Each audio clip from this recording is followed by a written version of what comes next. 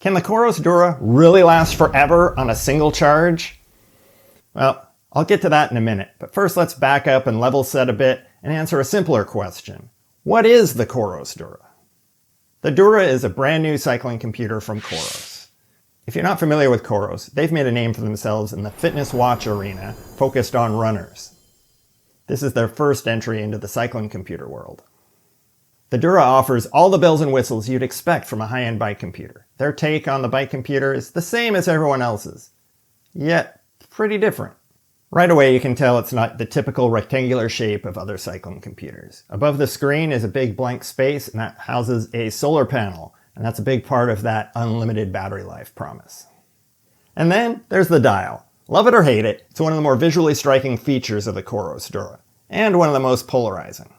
Personally, I find it a super handy way to move between pages and navigate the screens while riding. The dial takes a bit of getting used to, but I love it. I find while riding rough trails, it's super easy to just paw at it with my hand, especially if I'm wearing heavy winter gloves, and I can get to the screen that I want pretty easily. On other bike computers with buttons, I find I end up double pressing or not pressing at all, and I have to take my hands off the bars a little longer to navigate those computers. The dial overall isn't more accurate, but certainly isn't less accurate than the buttons, but I can do it much quicker. But there's also a touch screen, so you could live your entire life without ever touching the dial if that's how you roll. Speaking of the screen, it has a 2.7 inch or 68.5 millimeter screen, and the overall dimensions are 99.5 by 60.8 by 15.7 millimeters, and it weighs in at just 102 grams. And on the back, it features a standard Garmin quarter turn mount. I do need to address the elephant in the room. The Dura was released to reviewers in the spring, and the software wasn't quite ready yet. As a result, several reviewers panned the product as not ready. But now, a few months later, those kinks have been worked out, and we can now focus on the Dura's features instead of bugs. Of those features, battery life is clearly the top of the list, and likely the reason you clicked on this video in the first place. Battery life is absolutely amazing, but it can be a bit confusing. Coros promises unlimited battery life, 120 hours of battery life, and 70 hours of battery life, all at the same time. Now, as I mentioned earlier, it features a solar panel, and that certainly complicates matters, so let's ignore that for a minute. Without any solar, you can get up to 120 hours of battery life, and that's with the all systems setting on the GPS. Now, there is also a dual frequency option, and if you choose that, you get only 70 hours of battery life. Now, there's a third option that I use the most, which is called Auto, which allows the Dura to auto-select between all systems and dual frequency based on the strength of the GPS signal. So I don't know, that probably puts me somewhere between 70 and 120. So all systems uses, and I need to read this, GPS, GLONASS, Galileo, Baidu, and QZSS satellite systems. If you choose dual frequency, you get all those same satellite systems, but it communicates on two different frequencies instead of just one. And that's super handy when signal might be weak, such as riding through a city or a canyon. Those two signals add some extra accuracy. Now, the battery life claims are absolutely insane. And honestly, I can't really verify those numbers. I haven't gone for a 120-hour ride or a 70-hour ride. And even if I went for a multi-day bikepacking trip, you never turn the device off, so it consumes battery even when you're not riding. Obviously at a much slower rate, but still there is battery consumption, which affects those numbers. But I can say battery life is absolutely crazy, and it is way beyond anything else I've ever seen. Now, I mentioned solar, and I've kind of ignored that thus far, and that's because I can't really verify it. I am testing this right now in late fall in the Pacific Northwest, where sunshine is at a premium. So I've gained like 2% of battery life from solar out of all my rides, and oftentimes I finish a ride gaining 0. But that's just because I don't have any direct sunlight. If I lived in Arizona, I'm sure it would work much better. Coros promises that solar will provide up to 2 hours of additional battery life for every 1 hour of riding. Now you can leave it asleep and outside, and it will continue to charge in that scenario as well. So yes, it is truly possible that you may never have to plug in the Dura again to charge. But if you do, there's a USB-C port on the bottom ready to juice it up. On the Dura, you can see your charging history, usage, and solar gains. Not surprisingly, my solar gains have been pretty minimal.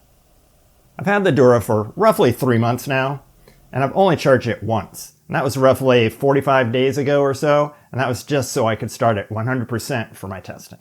It really messes with my brain to go out for a ride with the GPS anything less than fully charged, let alone at 50%.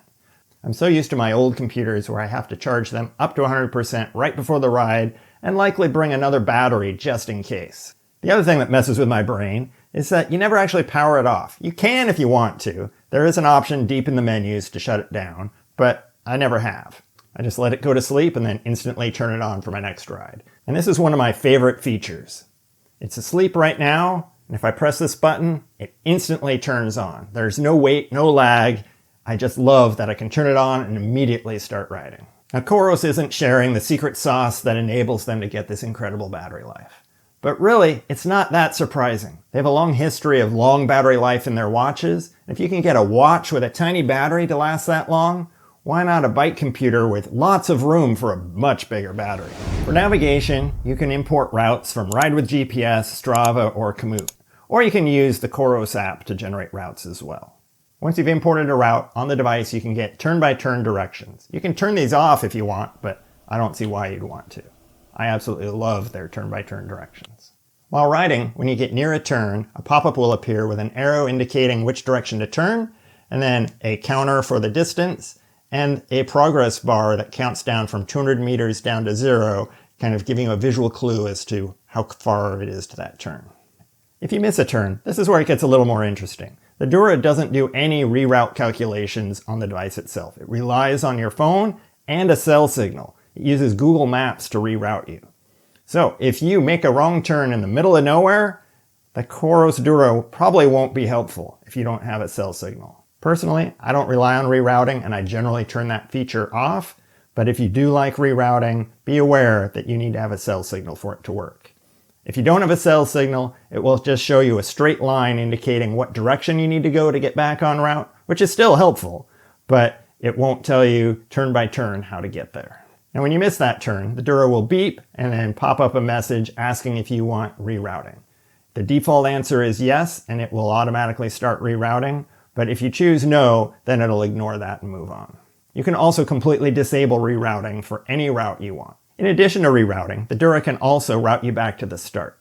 Without a cell signal, you can route back to the start following the route you took, but if you have a cell signal, then the Dura can provide you a new route back so it's not a pure out and back. Then you can also use the app on your phone for instant navigation. If you want to use that to route you back to the start or to route you to some other new point of interest, you can pull up the map, select the point on the map that you want to go to, long press on it, and then select navigation. And then it'll push that route down to your Dura, and you can start following tracks to that new destination. For bikepacking, we tend to navigate some pretty long routes, and that can be pretty challenging for most GPSs. Oftentimes, we end up splitting the route into smaller chunks that are more digestible for our bike computer. For the Dura, their limitation is really around file size. They recommend your route be smaller than 800 kilobytes. That translates roughly to 2,000 kilometers. If you have more turns or less turns, that number will vary.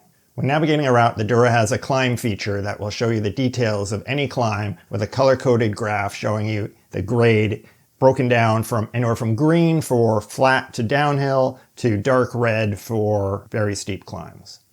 It does not provide that feature for free riding, so if you're not navigating a route, it will not provide that. Also, at any point, you can look at the climb details of a route and see a chart of every single climb in the route. You can navigate through those, and then you can pick and choose and look at the details to see what climbs are coming up and exactly where they appear in the route. Now, there's always a learning curve when using a new cycling computer, but I found overall the Dura to be quite intuitive, whether I was using the dial or the touch screen, and I generally kind of mix and match and use them both. However, there are a few times where you need to press the back button to select a menu item. That's just inconsistent with the rest of the user experience, and I find it very confusing and frustrating. Fortunately, it's not a common occurrence. Here are a few other features of the Coros Dura that stand out from the crowd. First is notifications. All bike computers allow you to push notifications from your phone to the bike computer. But the Dura is the first one I've seen that really allows me to fine-tune which notifications I get. I was able to set it up to get text messages, phone calls, and Facebook Messenger, the three things that usually happen within a ride. The Dura also features an accelerometer and a gyroscope that enables two really cool features. One, crash detection and notification. So if it detects a crash and I don't acknowledge the prompt on the screen, it will then call my friends and family and let them know that I'm dead in a ditch somewhere. Super handy so they can find the body and arrange services. Or better yet, arrange to get some help. Another cool feature of the Dura that uses the accelerometer and gyroscope is a bike alarm. Once I set the alarm, if the Dura detects any motion, it will then start beeping. It's the loudest beep known to man, and it will also notify my phone that my bike is moving. It's also pretty handy that the Dura mount has a bolt that semi-permanently attaches the GPS to your bike, so someone can't simply take the GPS off and run with it, or take the GPS off and chuck it into the bushes while they run off with your bike. I'm going to be using this feature a lot on my bikepacking trips. Another feature I love and use all the time is activity alerts. You can set up activity alerts for things like distance, duration, heart rate, power, and nutrition. Personally, I use nutrition to remind me to eat every hour. Without it, I tend to forget and end up riding for hours until I bonk and then realize I should have been eating. My only complaint about these alerts is they go away on their own. I would much rather that nutrition alert pop up and stay there until I acknowledge it, and when I acknowledge it, I know I've eaten something. If I don't acknowledge it, it can disappear before I actually eat something, and then I still forget. Now this next feature's a little quirky. The Dura will save your activity to your phone extremely quickly. A typical scenario is you finish your ride, and then your bike computer will upload that to your phone, and then your phone will upload it to Strava or whatever. But the Dura is constantly uploading your ride to your phone. So when you finish, it's very quick and ready to go. Now, there's no real value here, but one thing that's super handy is if you're in a group ride and you all went for a KOM, you can upload your ride a little quicker than everyone else and possibly snipe that initial KOM, even if you don't have the fastest time. And other than battery life, the best feature overall is the price. It's just $250, 250 British pounds, or 289 euros. That's an incredible price for a bike computer with these features and this insane battery life. That's less than half the price of the Garmin 1040 Solar that was the reigning king for battery life at 45 hours. This has become my go-to bike computer. It does everything I want, plus it has the battery life to outlast even my longest rides. I really can't wait until the sun comes out so I can push it even further. If you're really not sure you need long battery life, then check out this video right here where I showcase all the hacks I use to keep my electronics charged over a long multi-day adventure. I've found all kinds of crazy ways to carry spare batteries on my bike. Thanks to the Coros Dura, I now have one less thing to keep charged.